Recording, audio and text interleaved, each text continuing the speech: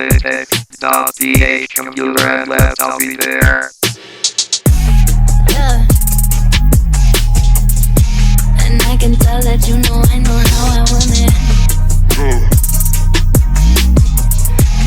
I can tell that you know I know how I want it. And I can tell that you know I know how I want it. And I can tell that you know I know how I want it. I don't wanna wait. Salamat sa paghihintay nyo! Sa wakas! So ngayon gagawa tayo ng battery. I-repack natin itong battery ng laptop kasi mabilis malobat. Papalitan ko siya ng battery brand new, mataas ang capacity. Wow! Ang galing! Kailangan natin ng cutter, gunting at panghinang at spot welding. Yan ang mga kailangan nating gawin. So ngayon bubuksan natin yung battery ng laptop para malaman natin kung ilan ang laman. Ito lang.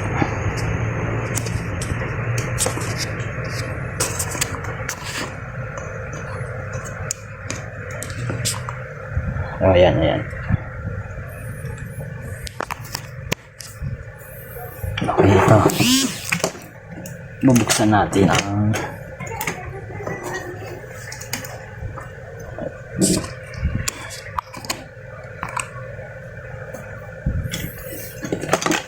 battery. Ito ang laman ng battery ng laptop.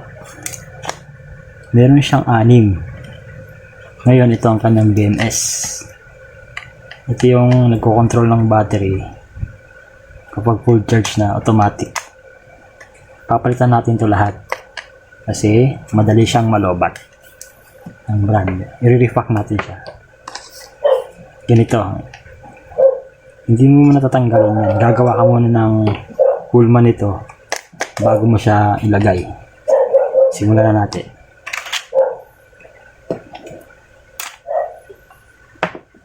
Babayahin lang natin siya. Babayahin lang natin yung hulman niya.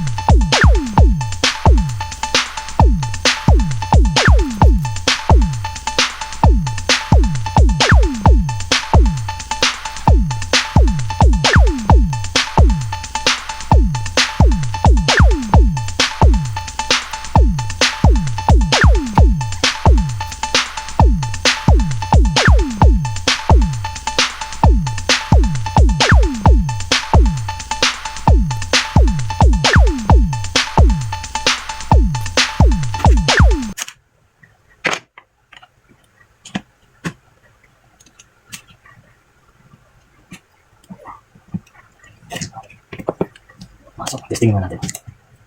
Buo na siya.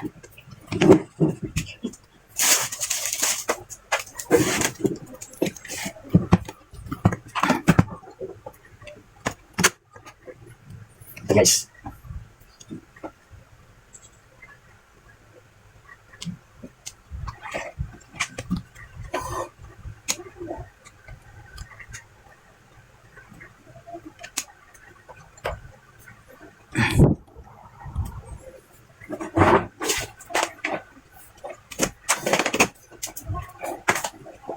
So, umpisa yan, kailangan mo nang i-charge.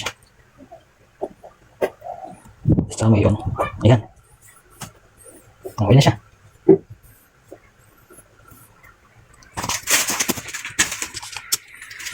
Ito yung bagong battery natin yung puti. Yung BMS. Tinesting ko muna siya. Ito, yan. Nakalagay battery sa domo. Sapak mo natin yung charger.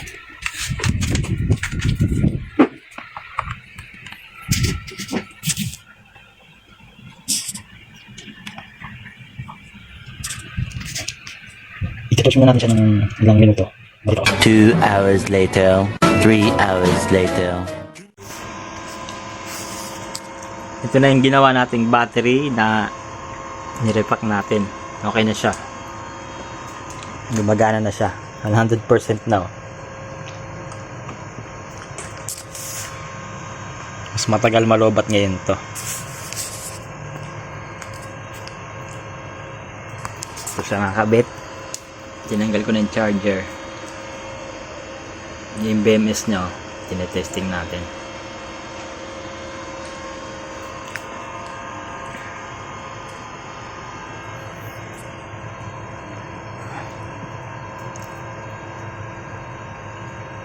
%. Basta pag bagong repack nyo, hayaan nyo lang malobat kusang mamamatay. 3 hours, oh, grabe. Matagal malobat to. Wow! 3 hours and 31 minutes remaining.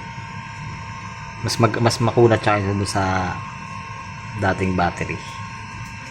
Shutdown ko na. Kakabit ko na siya.